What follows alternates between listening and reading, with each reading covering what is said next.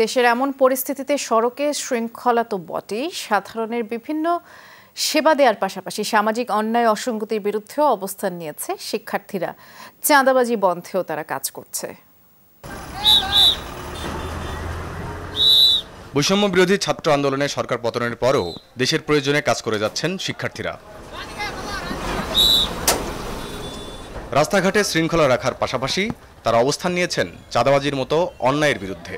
এখানে কিছু চাঁদাবাজ আসছে, কিছু পক্ষ বিএনপির, কিছু পক্ষ আওয়ামী লীগের। ওইখানে কিছু দোকান আছে যেখানে তারা করতে পারছে, মুরগি টুরগি মাছের দোকান ওইখানে করতে পারছে, কিন্তু ভিতরে ঢোকার আগে আমাদের স্টুডেন্টদের সাথে তাদের দেখা হয়েছে এবং তারা তাদেরকে ভাগাই দিছে। আমরা চেষ্টা করছি যে যতটা অর্গানাইজ ওয়েতে হাটটা করা যায়, কারণ সাধারণ মানুষের দুর্ভোগ তো আমরা চাই না।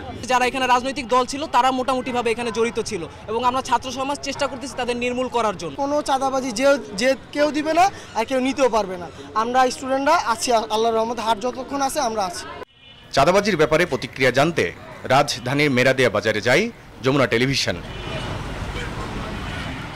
কথা হয় মাছ, মাংস, সবজি আর ফল ব্যবসায়ীদের সাথে। চাঁদা না দেওয়া লাগে, আমরা ফুটপাতে ব্যবসা করে শান্তি পাই, এটাই চাই আমরা। প্রতি দোকান 500, ছাগলের দোকানে 1500, 2000, 3000 পর্যন্ত আছে। 3000 পর্যন্ত আছে। স্টুডেন্টরা আমাদের আজকে বলে গেছে আগামীকালকে থেকে কোনো চাঁদা দিবেন না, চাঁদা দিব না, 2 টাকা কম বেচবো সদাই। 16 বছর চাঁদা দিচ্ছে, নিচার চাঁদা মুক্ত বাংলাদেশ চাই আমরা। বাজারটিতে চাঁদাবাজি বন্ধ হওয়ায় পণ্যের দামেও প্রভাব পড়ার প্রমাণ মেলে হাতে নাতে। স্টেটমেন্ট দিয়েছেন, এই অনুযায়ী কাজ করেন তাহলে এটার মধ্যে বরকত হবে।